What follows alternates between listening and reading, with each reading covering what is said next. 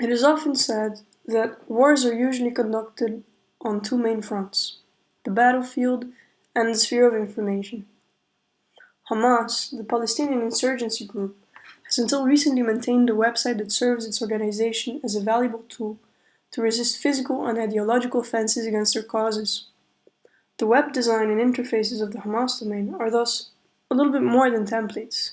They become testimonies and reactions to the organization's ongoing conflict against Israeli and international authorities. The question then is, how so? In 2007, Hamas had just won a battle against a rival faction, Fatah, and becomes the governing body of the Gaza Strip. Hamas.ps is then a simple page with a prayer in multicolors. It is a temporary inauguration of the presence of the organization online. Hamas's PR department and press office are both mentioned and referred to as the visitor's context in case of need, extending, in this sense, its governing functions online.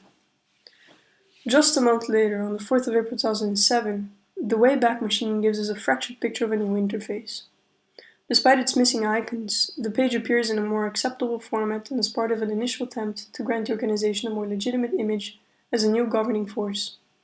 From right to left, one can not only browse through a more complex menu including activities, news, articles, and outlining martyrs and prisoners, but also rely on the services the page provides, such as by browsing news, using mailing lists, and participating to an opinion poll. A month later, on June 7, 2007, Hamas.ps strengthens its capacity to influence ideas and information online. A quick comparison with Al Jazeera is telling of the purpose Hamas wants its website to serve, which seems to be that of a legitimate media point as well as a counter-narrative against those on the offensive against the organization. Such projects are suddenly suspended 5 years later. By February 17, 2012, we land on a broken page.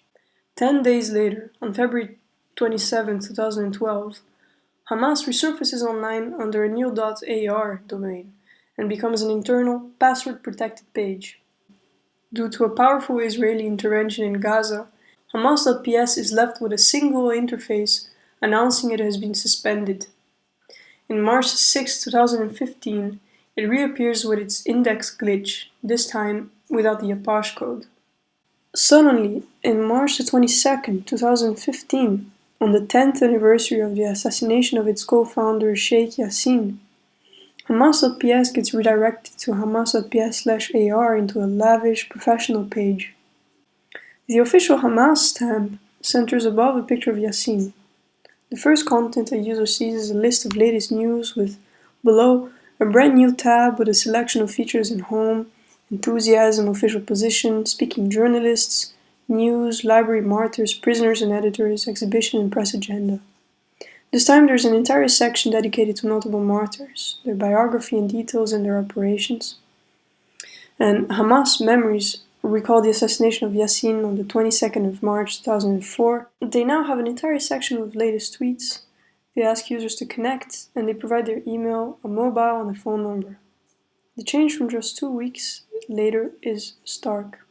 From semi-censored, persecuted terrorists online, Hamas opens up and attempts to connect with any interested parties that might want to reach it on the web.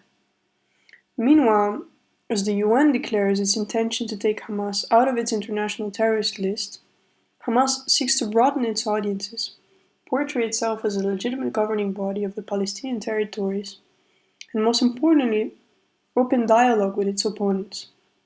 On April 30th, 2015, it announces an English version is to come soon, and finally inaugurates it July 2nd, 2015, with a clean-looking, highly professional, bureaucratic-styled webpage, full of official documents, international statuses and rights. Hamas makes itself openly available to offer latest news and respond to any questions posed to Ask Hamas feature on top of the page. A gallery with videos, pictures, and articles puts a clean and legitimate face to the organization. The martyrs disappear. Yet, from December 19, 2015 to January 29, 2016, Hamas radicalizes its discourse online dramatically. Apart from letting Yassin resurface again on another anniversary of his death, the banner of Hamas.ar changes and depicts 3 young men in a defiant pose against their attackers. On March 24, 2016, Hamas.en publishes an article on Donald Trump addressing himself to the American-Israeli Public Affairs Committee.